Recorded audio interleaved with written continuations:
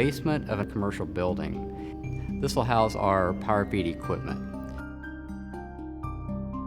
And being in a basement, it's surrounded by concrete walls and concrete floor. We're slab on grade.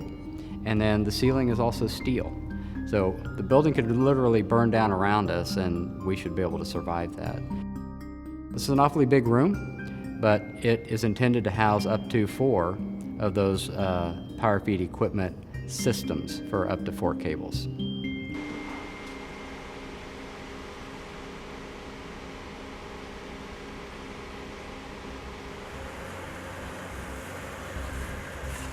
So what we're doing here is called a directional bore.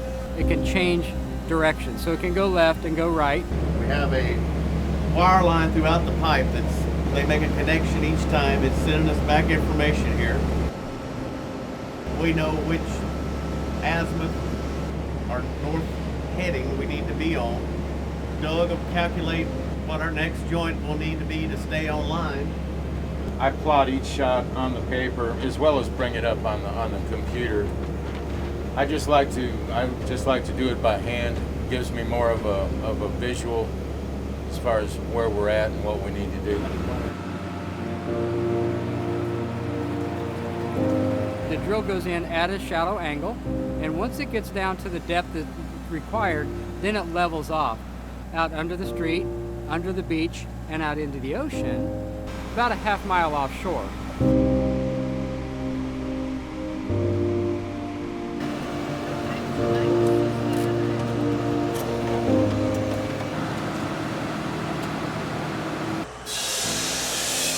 The cables come in underground. All of our network system from the beach manhole to this building is underground. Once it gets in the building though, we're safe and protected. Then we go up the wall and string it across the ceiling very high up on these racking system. This is called ladder racks. You can see they look like ladders. So the conduits and the cables that will be contained within those conduits come along the ladder rack and will turn and then go into the space where the equipment will be.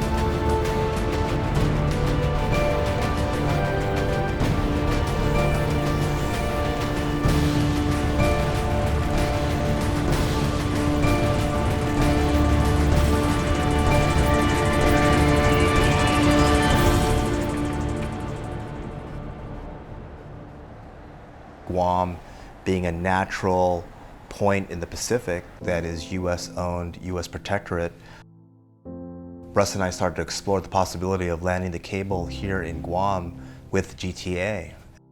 And GTA was able to be part of the CUS consortium, and part of our commitment to the consortium was building a cable landing station. GTA is building a 2,600 square foot facility along with some seaward ducts that make it easy to come across the channel with the cable. And we're building the facility to primarily land both the east and west segments of the cable. We're able to demonstrate, who we are and what we do and sort of what our operating philosophies are. And more importantly, getting the consortium comfortable that we can build a station, we can operate a station, and everything that we said, we were planning or intending to do has happened. And so we're looking forward to obviously all the new growth that's being planned for Guam as well.